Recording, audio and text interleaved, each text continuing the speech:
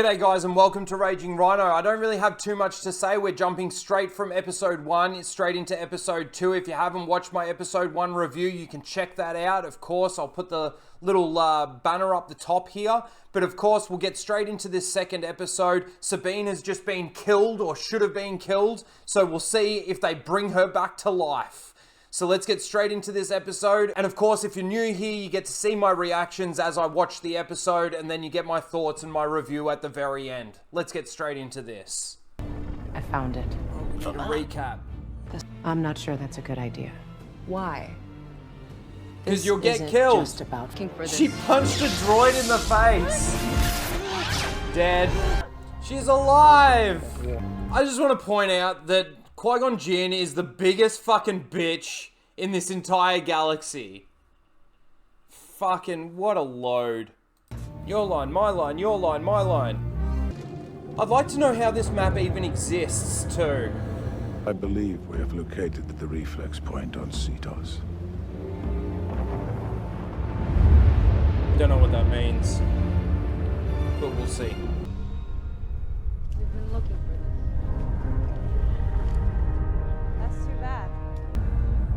Oh, this is the other thing too that I want to point out is like, not every Jedi, not every Force user can use every Force ability, right? There's some Jedi, there's some Force users that are more intuitive to other Force abilities than others. Right? Not everybody can do a Jedi mind trick. Not everybody can do... This is the same Force ability that... oh, why am I blanking on his name? The guy from Jedi Survivor, right? He's got that Force ability where he can, you know, touch things or go in certain areas and like, see the past of that item or see unique parts of that item or things like that. It's... I don't know what the ability's called. I can't remember, but... It's just, Ahsoka's got all the abilities. She's just everything. She's all the Jedi.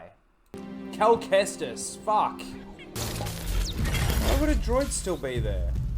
Like me, this kind of droid is incredibly resilient. Yeah, it gets stabbed through the chest they have several built-in backup system. Her Imperial operation should have been dismantled after the rebellion. Anyone check on that? I'll meet you there. The New Republic is fucked. No, you need to recover. Use some magic. Oh, there's some green there. Look, there's space whales. Thrawn calls to me. Across time and space. What? You speak of dreams. What? Hold up. Hold up a second.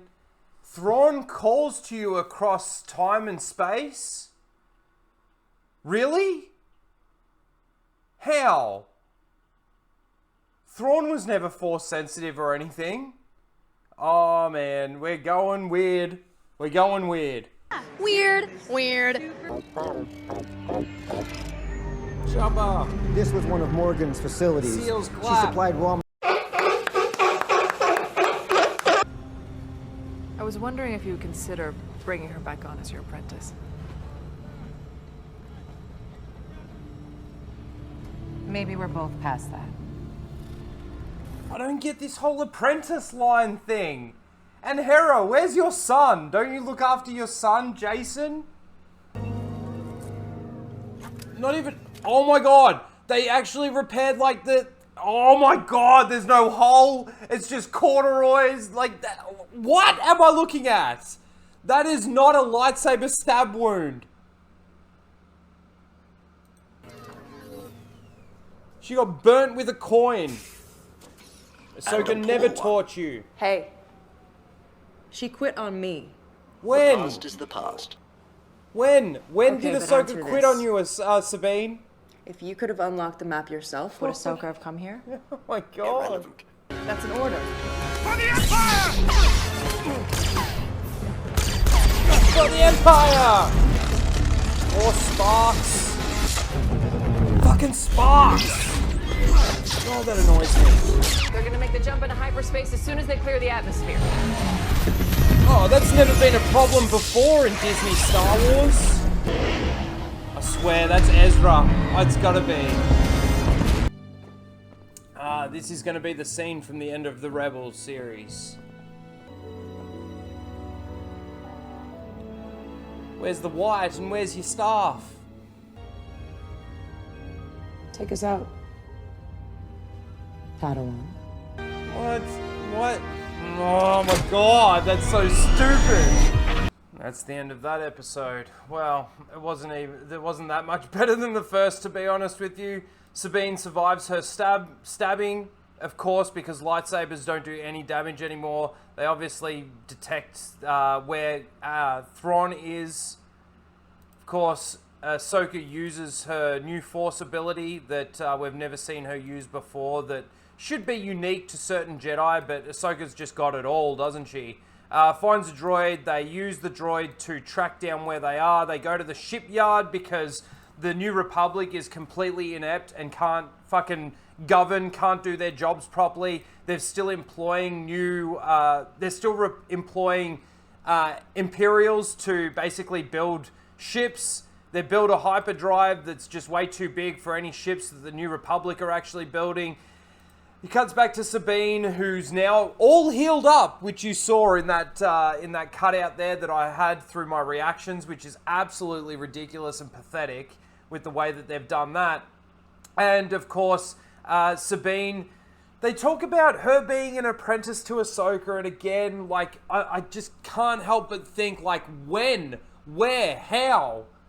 I've got so many questions in regards to that, and how Dave Filoni can even come up with the concept of this based on the fact that he did the Rebels series. That, like, it's just, he can't even keep his own continuity straight. Anyway, these people that are working here for the Empire, they start to shoot at them, and Ahsoka has her battle with who I think is actually Ezra. The more and more that I see of this character, the more and more I start thinking that it's actually him. You know, especially with this sort of look that he gives her at the end here of the fight. Like, even, I know that you can't see his face or anything like that, but just, and the way he stands when he's just standing there, especially like at the end there, I just have a really, really strong feeling that this is actually Ezra. And look, it'd be pretty ridiculous that Ezra's back, but Thrawn isn't, if this is the case. But yet, we're yet to reveal who it is. While she was having that fight, of course, Chopper and Hera are putting a tracking device on the ship. Sabine goes, gets her armor out, cuts her hair, and tells Ahsoka that she's ready.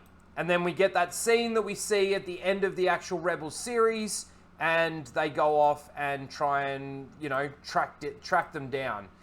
This line at the end, fucking, it's just ridiculous. Just ridiculous. Take us out. Padawan. I can't help but cringe at the idea that this is a complete and utter retcon. We're changing everything. We're changing the history of what we know. Now, if you are a Rebels fan, how can you possibly sit there and like this change? Now, whether or not they make Sabine Force sensitive by the end of this series, which I really truly believe that that's what they're pushing towards, how can you sit there and say during that entire training and stuff that they did with Kanan and all of that, like, where does this all come from?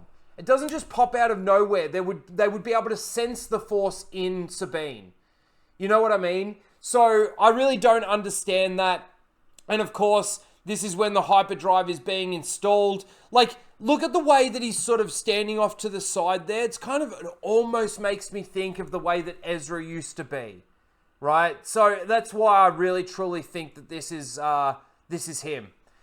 Anyway, they're going off to find Thrawn, and Baylan senses that Ahsoka is coming. The apprentice of Baylan, Shin, I think is her name, she is a little bit maybe suspicious of what the result of finding Thrawn is going to be throughout this. But that's really it. It's very surface level. I will say that first episode definitely felt like a video game, like plot and story, and the way that it goes through. There's a lot of, it's my line now, your line, my line, your line. the dialogue feels really clunky. Now, some of the shots look great. Some of the music throughout it actually works really well with it as well. I will say, obviously, from that first episode, the bit where Sabine's on the bike and the rock music, that was pathetic and stupid. But this episode, I must admit, was probably a little bit better than the previous episode. Now, I didn't give a rating on my episode 1. Based on the changes and everything that I'm seeing, I would give episode 1 maybe a 4 and maybe this one a 5. Now, the reason why I'm giving them those numbers is because this is in Disney's canon. They are shit and they're not actual Star Wars, but the connections, the shots, some of the music, some of the themes, sort of fine, but at the end of the day, none of this should be happening. Ahsoka shouldn't be alive.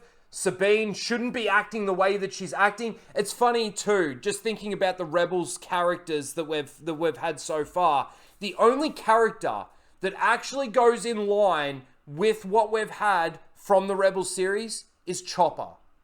The only one. And I must admit, I had a problem with Chopper in the fact that he's not just this standard droid that just beeps and boops. He obviously makes the sounds of like he's almost talking and it's muffled speech. So it's a little bit more easily understood, I guess. But he is the character that is most like his character from the animated series. Every other character is completely different, and the story and the backstory of those characters is completely changed. Hera looks, like I said, like a cosplay character that goes to Comic-Con. Sabine, well, look, she might look a little bit like her, but at the end of the day, I still think that there's problems with that character, and especially with Sabine in regards to what they've done, trying to make her Ahsoka's apprentice, and was Ahsoka's apprentice in the past, and all of that sort of thing. I'm so confused by it all. And this is typical Dave Filoni, Disney, Star Wars, retconning, law breaking, continuity issues, cannons all over the place. It's very, very strange. We did get to see the Night Sister use some of her magic, I guess, to bring up the map, but I don't know, we're yet to see her really unleash with any magical powers as a Night Sister. But yeah, that's pretty much it, guys. Let me know your thoughts of episode 2 in the comments below. Please don't forget to like, share, and subscribe, and we'll see you next week for episode 3. Later, guys.